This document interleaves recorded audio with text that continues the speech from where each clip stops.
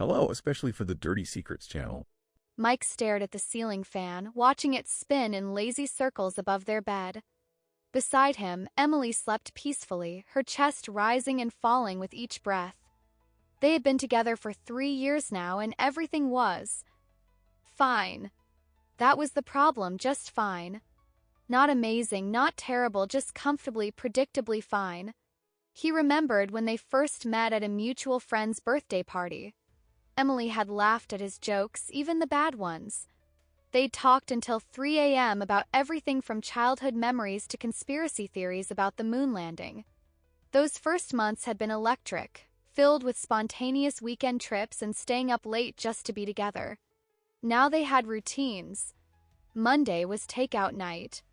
Thursdays they watched whatever new show everyone was talking about. Weekends were split between their respective families. The wild, unpredictable energy had settled into something stable. Something safe. Mike turned on his side, studying Emily's profile in the dim light filtering through the blinds.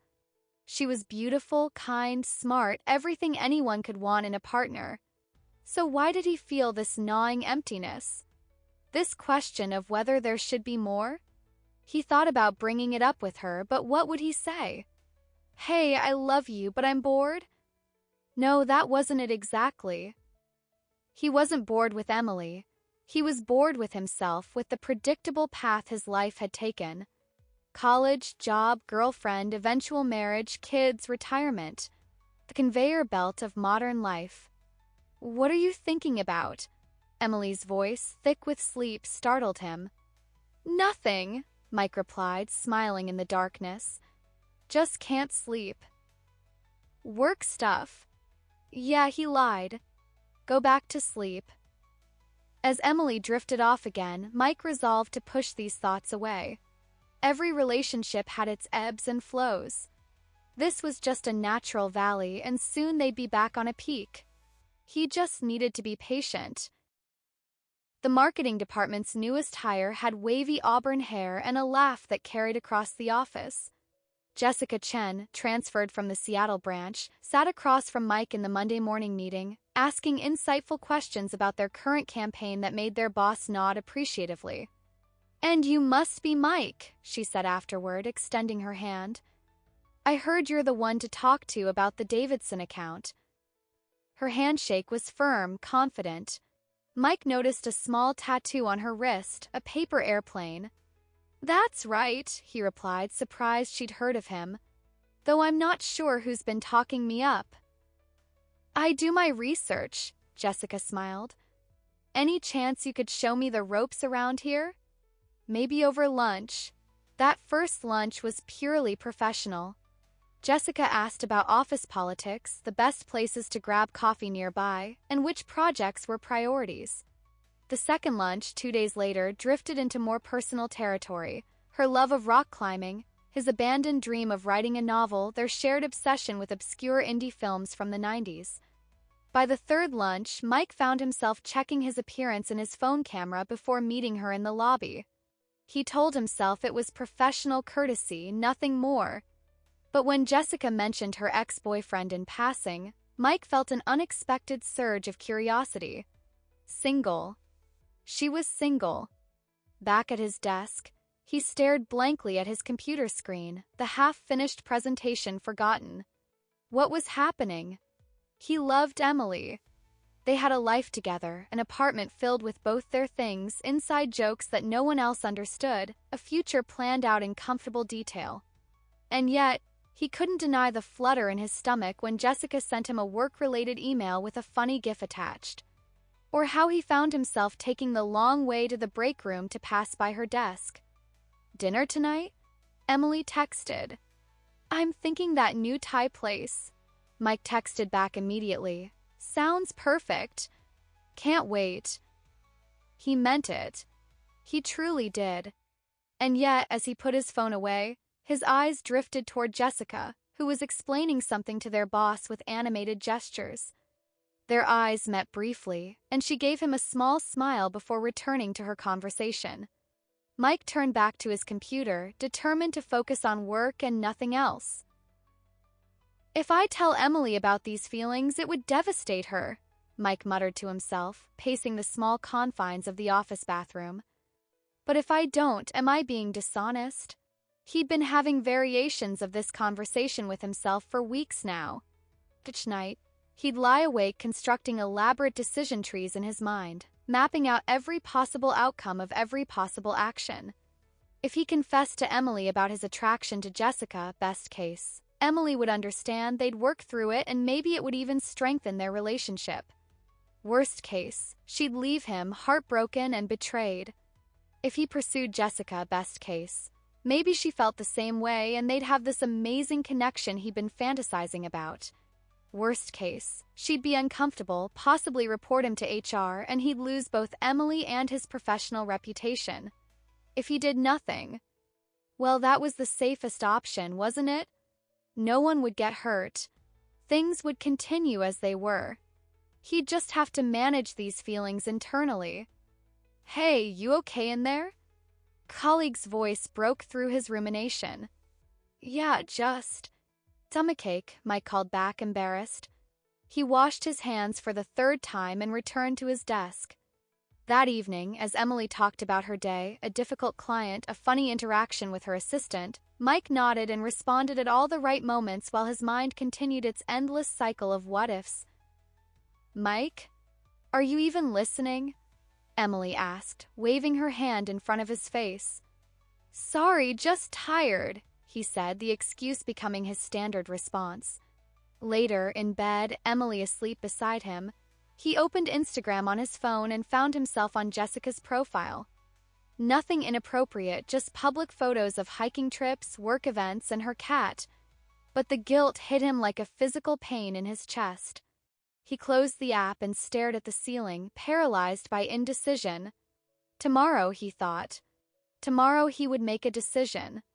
Talk to Emily. Or Jessica. Or decide once and for all to recommit to his relationship and push these other feelings away. But tomorrow came, and he did exactly what he had done every day for weeks. Nothing. You've been acting different lately, Emily said one Sunday morning as they sat at their small kitchen table, sunlight streaming through the window and illuminating the steam from their coffee mugs. Her voice was careful, measured, as if she'd rehearsed this conversation. Mike's heart raced. Different how? I don't know. Distant. Distracted. She stirred her coffee slowly, eyes fixed on the swirling liquid. Is everything okay? With us, I mean. This was his moment. The perfect opening to have an honest conversation about his confused feelings, about how he wasn't sure if the comfort of their relationship was what he truly wanted, about his inappropriate thoughts about someone else. It's just work, he said instead, reaching for the easy excuse. This new campaign is taking everything out of me. The Davidson account could mean a huge promotion, but the pressure is intense.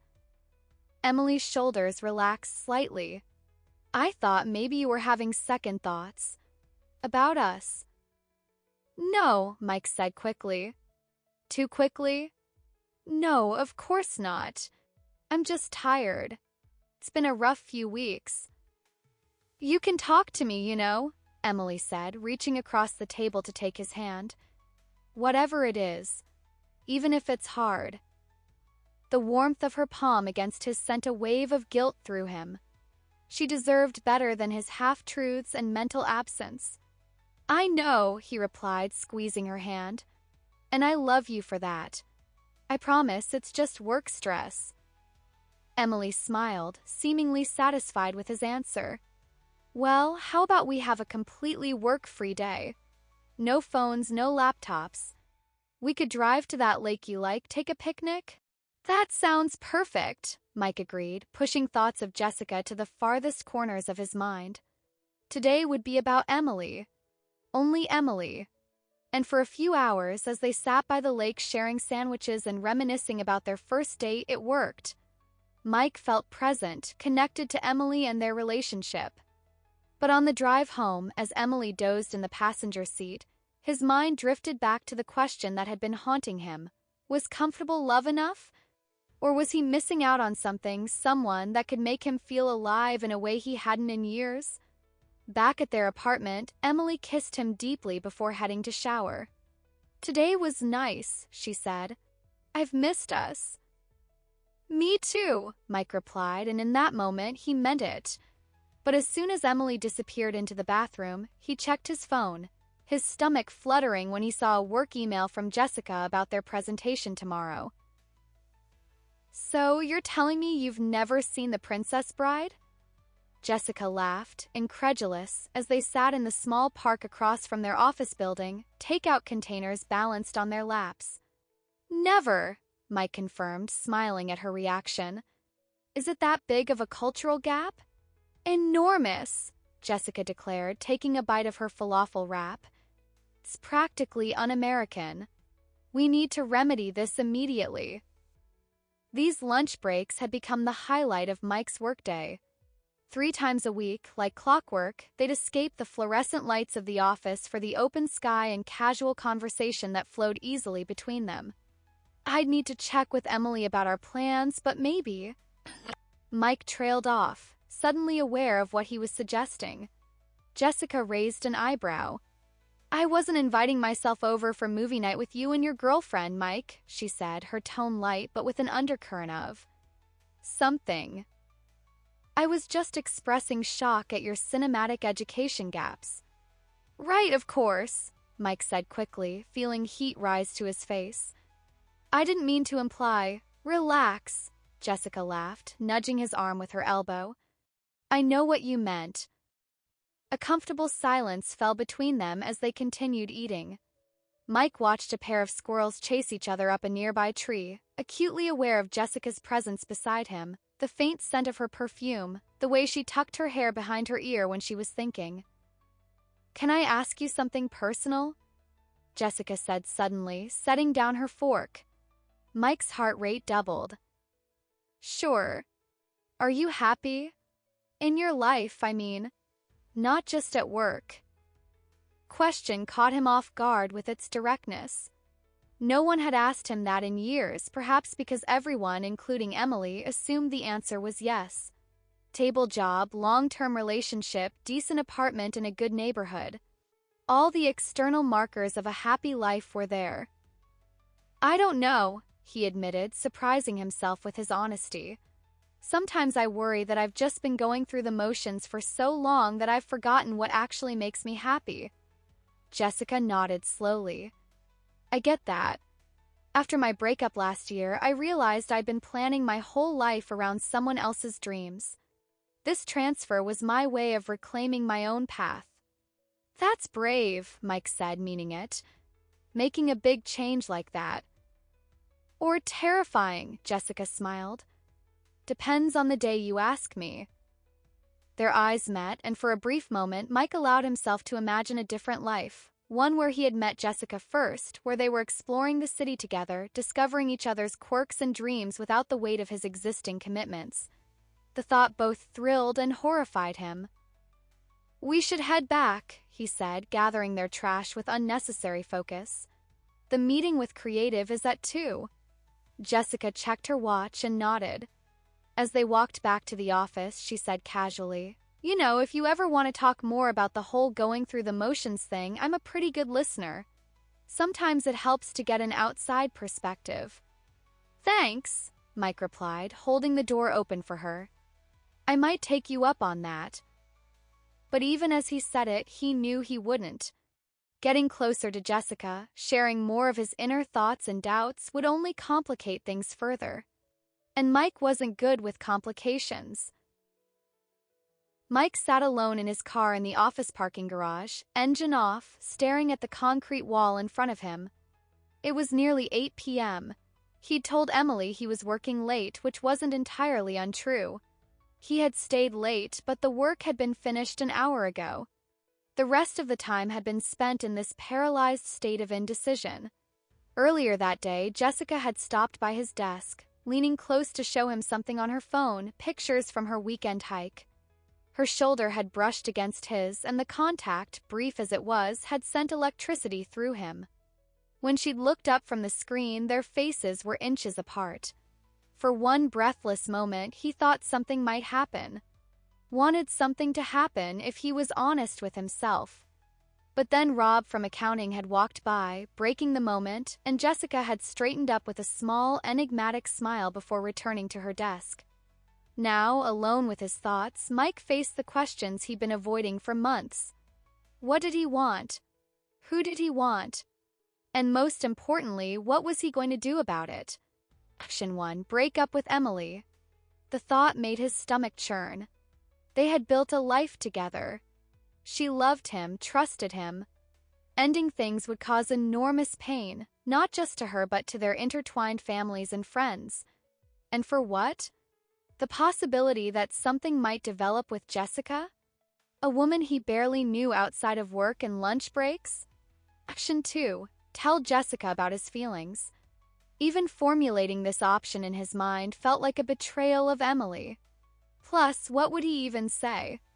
I'm attracted to you but also committed to my girlfriend? Jessica deserved better than to be someone's confused half-choice.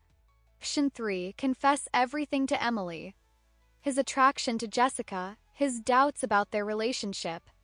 This option terrified him most of all. Emily might leave him, or worse, stay but never trust him the same way again. Option 4. Do nothing. Let these feelings run their course. Recommit to Emily in his heart and mind. Distance himself professionally from Jessica. Mike started his car, the decision temporarily postponed yet again. He'd been at this same mental crossroads countless times over the past months, and each time he'd chosen the same path, inaction. At home, Emily greeted him with a kiss. Rough day? She asked sympathetically. The usual, he replied, managing a smile. How was yours? As Emily talked about her day, Mike made himself fully present, asking questions, laughing at her anecdotes. This was his life. This was his choice. Even if that choice was to make no choice at all. Later, as they prepared for bed, Emily mentioned casually, Oh, I forgot to tell you, Jen and David invited us to their lake house for the 4th of July weekend. I said we'd love to come, but I can text her if you have other plans. Plans. Future. Commitment. Mike felt a momentary panic, then took a deep breath. No, that sounds great. It'll be fun.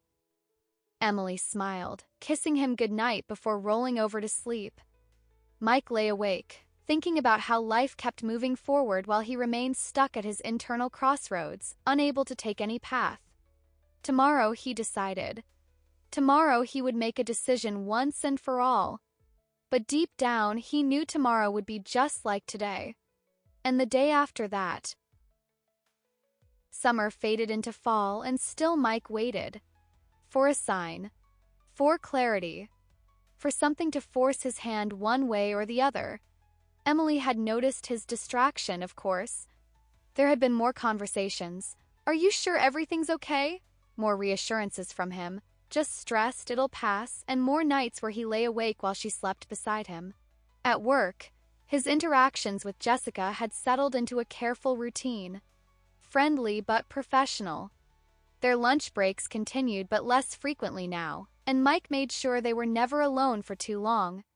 If Jessica noticed the change, she didn't mention it. Sometimes Mike wondered if he had imagined the connection between them.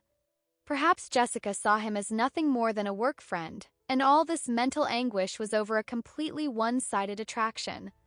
The thought was both disappointing and relieving. October arrived with its crisp air and changing leaves. Emily suggested they visit an apple orchard over the weekend, something they'd done every fall since they started dating. Remember last year when that goat tried to eat your jacket? Emily laughed as they drove along the countryside. How could I forget? I still have the teeth marks on my sleeve, Mike replied, smiling at the memory. These moments were good, easy, comfortable, filled with shared history. Mike tried to focus on them, to remind himself of all the reasons he and Emily worked well together. But then his phone would ping with a work email from Jessica, or he'd catch a glimpse of her across the cafeteria, and the doubt would creep back in. One evening, as he and Emily hosted a small dinner party for friends, the conversation turned to a mutual acquaintance who had recently left his wife for a coworker. I just don't understand how people do that, Emily's friend Sarah said, shaking her head.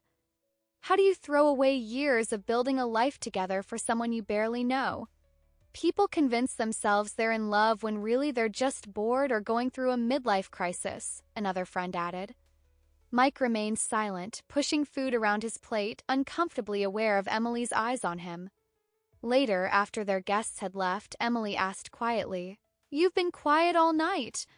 Is something bothering you?" Here was another opening, another chance to be honest.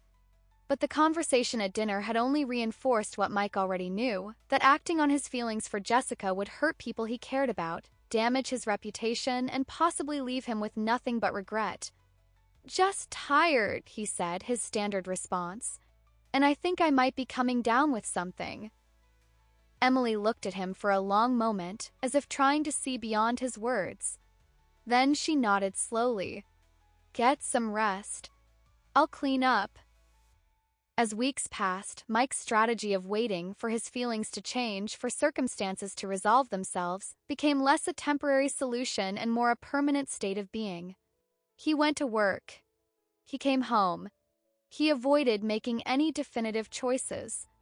Life continued around him while he remained in limbo, watching it pass by like a spectator rather than a participant. Sometimes, late at night, he wondered if this was what the rest of his life would look like. A series of moments where he chose not to choose, where the path of least resistance became the only path he knew how to walk. The email announcement went out on a Tuesday morning.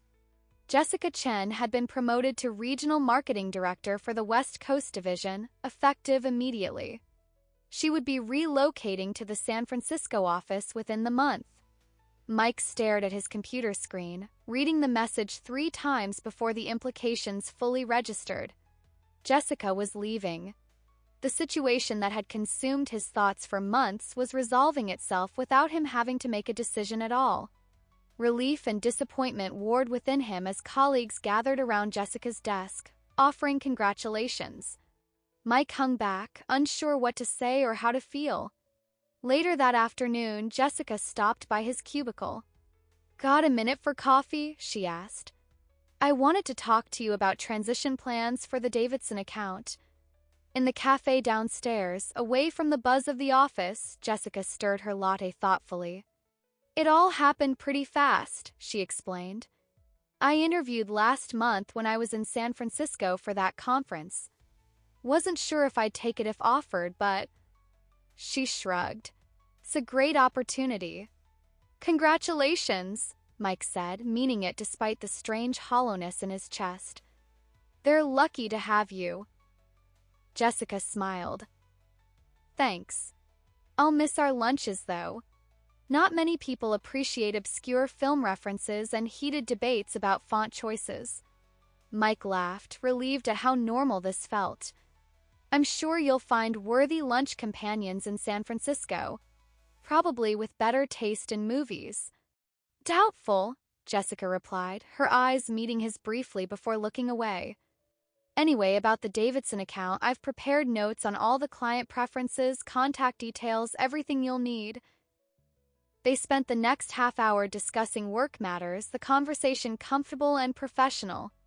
As they prepared to head back to the office, Jessica hesitated, then said, "Can I say something a bit personal?" Mike's heart skipped. "Of course. I've valued our friendship these past months. A lot." She paused, choosing her words carefully. "Sometimes I wondered if circumstances were different." She shook her head slightly. "Anyway, I just wanted you to know that you made transitioning to this office a lot easier than it could have been." In that moment, Mike realized Jessica had felt it too, the attraction, the connection, the possibility of something more. And like him, she had chosen not to act on it, respecting the boundaries of his relationship. "I've valued our friendship too," he replied simply, unable to say more without crossing lines he'd spent months avoiding. Jessica nodded, understanding the things left unsaid. "Good luck with everything, Mike. I mean that."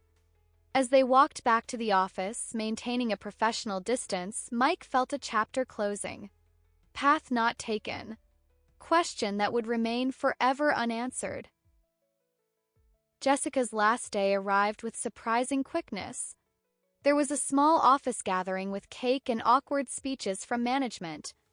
Mike contributed to the group gift, a leather portfolio embossed with her initials, and signed the farewell card with a simple best wishes on your new adventure, Mike. Their final interaction was brief, a handshake that lasted perhaps a second longer than necessary, a promise to stay in touch that they both knew would likely fade into occasional social media likes and professional networking connections. And then she was gone.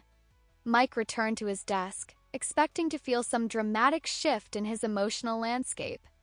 Instead, there was just the quiet hum of the office, the familiar ping of emails arriving, and the gradual realization that life would continue much as it had before Jessica entered it.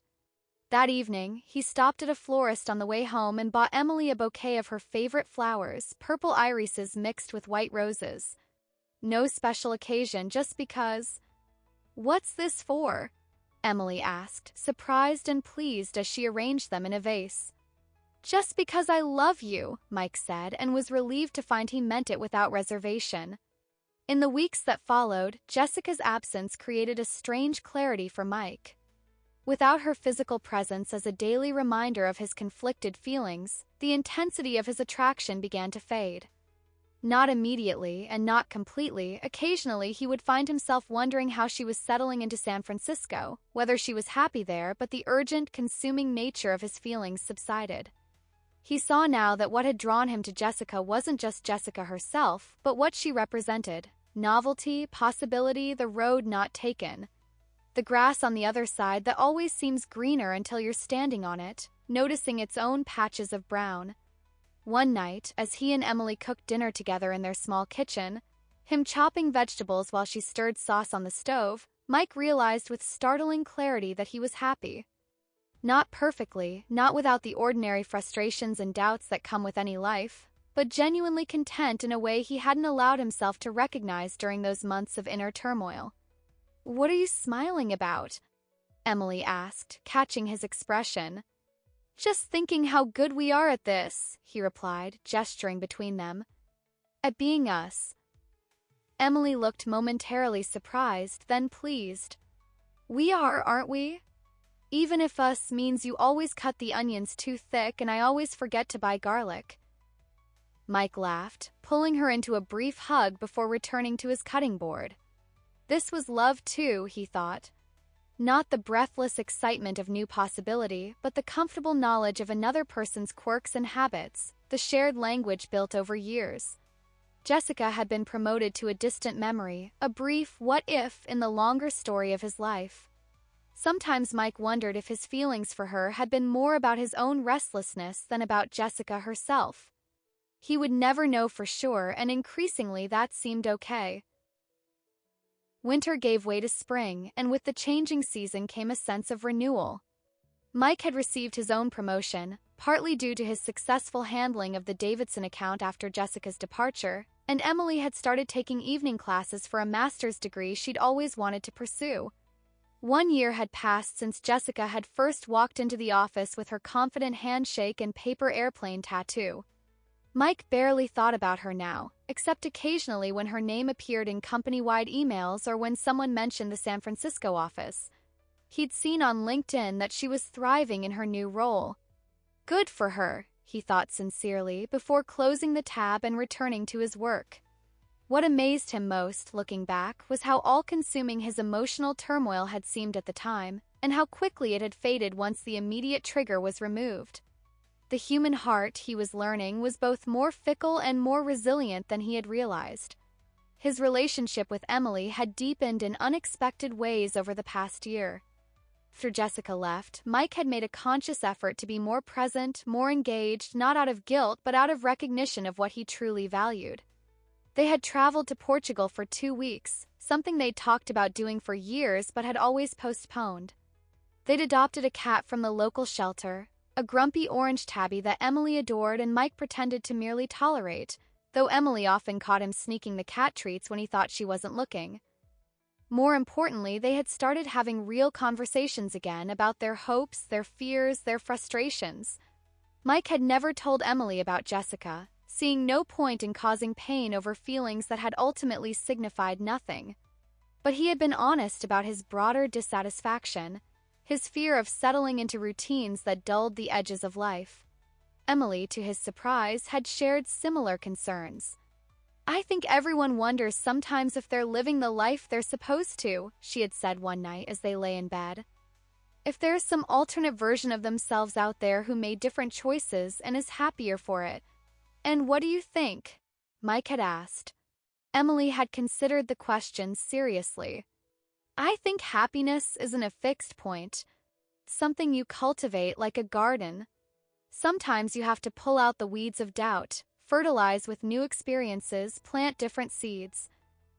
Her metaphor had stayed with Mike, reshaping how he thought about love and commitment, not as chains binding him to one path, but as roots giving him stability to grow. One evening in late April, as they walked through the park near their apartment, the cherry blossoms in full bloom overhead, Mike looked at Emily, really looked at her, and felt a surge of certainty. This woman, with her gardening metaphors and her evening classes and her love for their grumpy cat, was exactly who he wanted beside him. Not because she was perfect. Not because there would never be attractive, interesting people like Jessica who might make him momentarily wonder, what if? But because every day he chose Emily. And every day she chose him back. The indecision that had paralyzed him for months now seemed like a distant memory, a strange detour on a journey that had ultimately led him right back to where he was meant to be. 6 months later, on a crisp October evening with leaves crunching underfoot, Mike took Emily back to the apple orchard where they'd gone every fall since they started dating. This year, however, he had a small velvet box in his jacket pocket and a question he wasn't nervous about asking. They wandered through rows of trees, filling their basket with Honeycrisps and galas, reminiscing about previous visits. At the top of the small hill overlooking the orchard, Mike suggested they sit on the wooden bench to rest. "Remember our first time here?" he asked, taking Emily's hand. "You were wearing that red scarf and you couldn't reach the apples at the top." Emily smiled. "And you tried to lift me up but nearly dropped me in the mud." "Not my smoothest moment," Mike laughed. "But it worked out okay." "It always does with us," Emily said, squeezing his hand. Mike looked at her, her cheeks pink from the cool air, eyes bright with happiness, and felt a certainty that he had never experienced during those months of doubt and indecision. This was right. She was right. Not perfect, not without challenges, but right for him in all the ways that mattered. He reached into his pocket and pulled out the small box. "Emily," he said simply, opening it to reveal the vintage-style emerald ring they'd once seen in an antique shop window years ago. She had admired it then, and he had remembered. Emily's eyes widened. "Mike." "I love you," he said. "Not because it's easy or comfortable, though sometimes it is. I love you because every day, through all the changes and routines and uncertainties, I choose you. And I want to keep choosing you if you'll have me." Tears filled Emily's eyes as she nodded, words momentarily beyond her. "Is that a yes?" Mike asked, a smile spreading across his face. "Yes," Emily laughed through her tears. "Course it's a yes." As he slipped the ring onto her finger, Mike felt no trace of the doubt that had once consumed him. Not because he had resolved all his questions about life and love and the paths not taken, but because he had learned that some questions don't need final answers. Some crossroads don't demand dramatic choices. Sometimes the journey itself reveals the destination, one ordinary day at a time. Later that evening, as they shared the news with excited friends and family members over the phone, Mike caught a glimpse of an email notification on his laptop.